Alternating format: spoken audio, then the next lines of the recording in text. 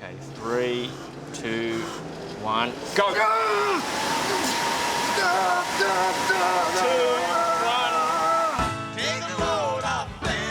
At the Australian Institute of Sport in Canberra, 55-year-old Peter Fitzsimons is literally bursting with good health. Go!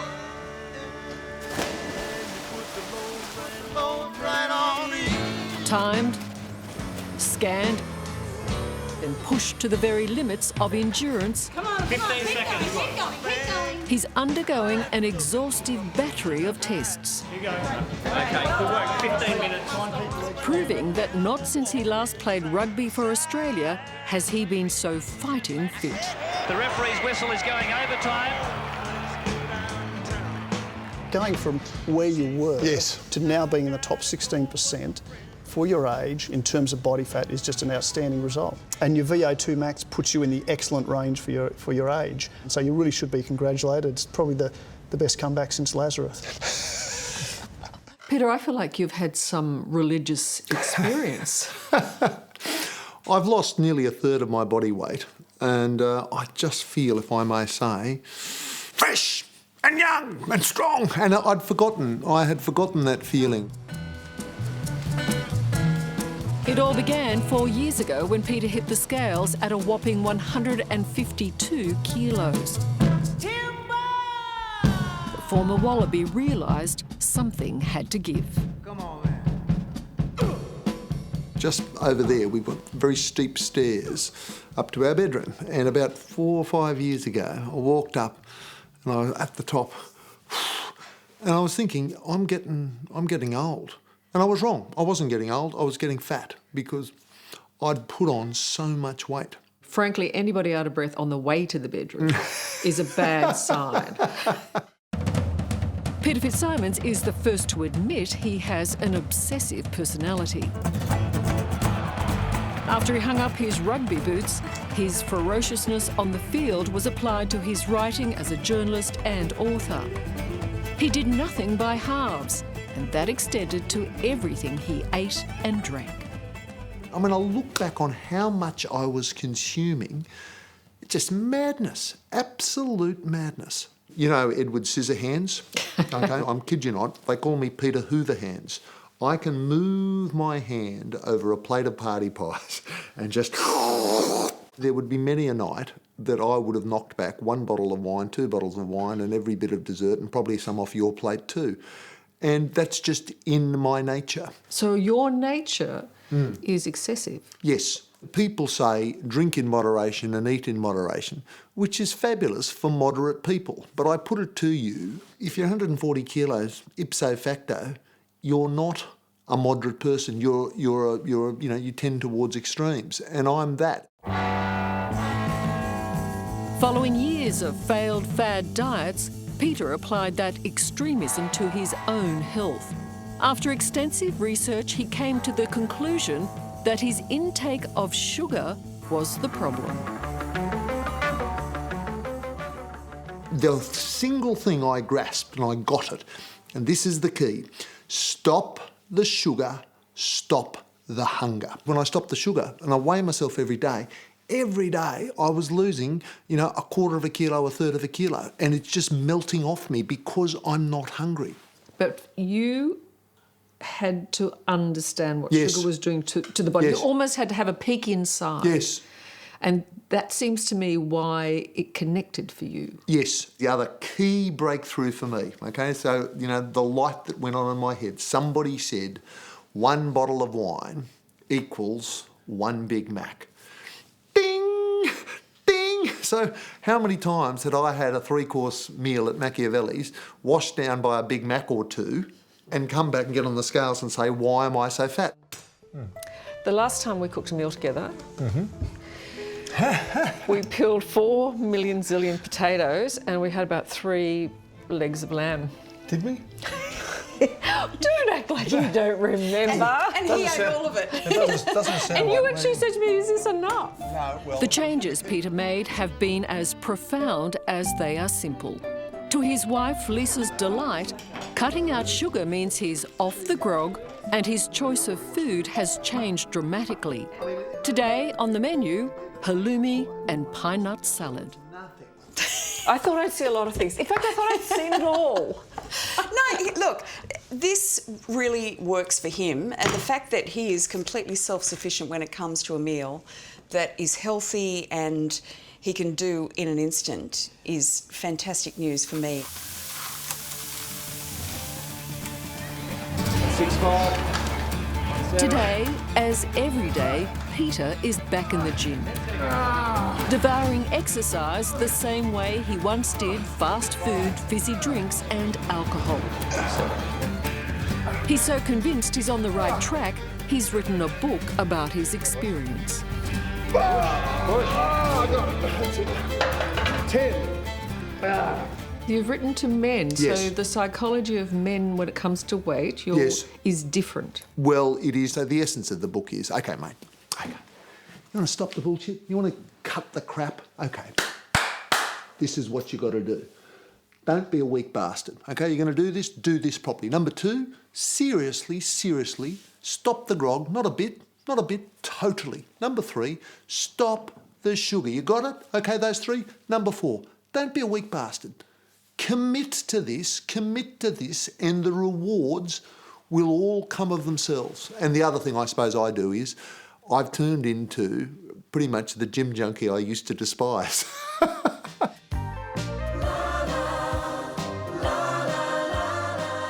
Two-thirds of Australian adults and a quarter of our children are overweight or obese. And it seems sugar is much to blame.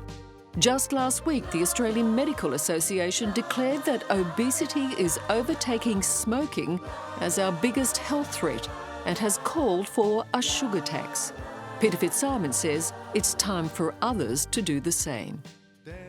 Why aren't the professional health associations, whose job in life it is to bring this to the people, why aren't they putting this front and centre instead of this carefully calibrated, well, it's everything in moderation and it's the macronutrients and the micronutrients and sugar's one of them, but you've also got to, stop the crap. How hard is this? And organisations like the Dietitians Association of Australia should shout it from the rooftops. That's your job.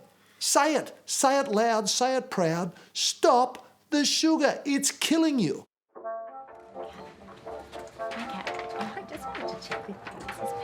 The fact of the matter is, there's nothing nutritionally good for us in sugar, is there?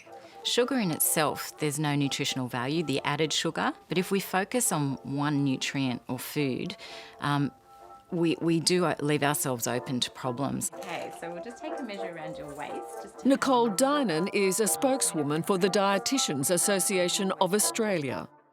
So you can't say that sugar's bad? So there's no one dietary villain. So sugar's not a villain? Sugar can be considered as something that we need to reduce in our diet, absolutely, but it's not on its own in contributing to the problem that we have globally. Well, the Australian Medical Association has decided that sugar is a villain. Why can't the Dietitians of Australia say that? We're not condoning sugar by any stretch of the imagination, but what we're trying to do is be realistic. Part of the problem for me is Dietitians Association of Australia has various sponsors, corporate partners, associates. They're getting lots of money from people that are putting out sugar. So you think this is a conflict of interest? Totally. The Dietitians Association is the nation's peak body that looks out for our food choices. It receives money from corporate partners, big companies like Nestlé and Campbell Arnott's. Is the Dietitians Association of Australia having difficulty with putting out a clear message about sugar because of your relationships with companies that do produce big sugary products? Our message is not at all influenced by those big companies, and we work really hard to maintain our independence. They have no influence whatsoever Absolutely on what comes out of influence. the Dietitians Association of Australia. Absolutely no influence. We absolutely do not support branded products. What we do is we work with the company as a whole, and our job is to actually influence them from the inside out to help make their products healthier. Trees swaying in the summer breeze. Going to the coalface. Yes, I'll take you in and show you exactly where it's all happened. Where the message is getting through is here at Melbourne's Alfred Hospital, where a quiet revolution against sugar is taking place. A world-first trial led by Head of Health Promotion, Kirsten Corbin. Okay, so there are the drinks. That's right, and those glass-fronted fridges there, you'll just see the green and amber choice drinks, so those healthier options. It began in the main cafe, where sugar-laden drinks were hidden from view and replaced by healthier options. That's right. They were still available if people knew to ask for them. They'd be handed to them from a fridge that was below the counter and out of sight. Sugary drink sales fell by a third, but to everyone's surprise, the sales of healthy drinks rose by the same amount. It was a win-win for the cafe and its customers. Well, that gave us a lot of confidence to start looking at some other things we can do with drinks. So we looked at our convenience store. We also looked at our vending machines. We had to go at changing the pricing. So we made our sugary drinks 20% more expensive than all the other options. You imposed your own sugar tax? Virtually we did, yes. Yep, we did. And we got the same outcome. So people kept buying drinks at the same rate and they bought the least healthy drinks less often. So they substituted towards healthier choices. And was the customer complaining? They certainly weren't complaining, and that really surprised us. So at the end of the 6 months, we asked 200 people what they thought of the intervention, and actually 2 out of those 200 had even noticed the change. This is your traffic light system. So successful was the experiment, it has now been expanded into other hospitals, as well as into food. Nice one. It's called nudging, isn't it? It is called nudging, yes. It's a polite nudge. It is, and I think we get nudged in lots of parts of our life all the time. So big food companies often nudge us towards choices that are good for those big food companies, not necessarily good for our health. So I guess our trials are an example where we're trying to use those same principles for the greater good or for the good of public health. Can I show you something? Yes. For Peter Fitzsimons, it was more than a nudge. It was an uppercut he gave himself that turned his life around. So let me just do this. Oh, wow. Wow. Wow. And if he needed a reminder of how he used to be, it's this portrait painted 6 years ago for the Archibald Prize. So tell me, what do you see? Well, what I see is man boobs, serious man boobs, rolls of fat, and how fat are my legs. This is the Pete of yesteryear. This Pete's gone. And it'll never come back. And what I want to know is, why does that bloke wear that stupid red rag around his head? What is wrong with that bloke? I don't do that. Why does he do that? I got no idea. He's got a fat head, that's why. That's exactly right. He's trying to slim it What down. is wrong? We all know the cliche of the former smoker that turns into the anti-smoking Nazi, and I think I've got a bad case of it. I can see people thinking, here comes that red bandana, I'm out of here. I know it's a bit absurd and it's a bit obsessive, but I feel good about it. You know, it's not that I leap out of bed every morning and say I'm going to attack the day, but I do. Hello, I'm Liz Hayes. Thanks for watching. To keep up with the latest from 60 Minutes Australia, make sure you subscribe to our channel. You can also download the 9Now app for full episodes and other exclusive 60 Minutes content.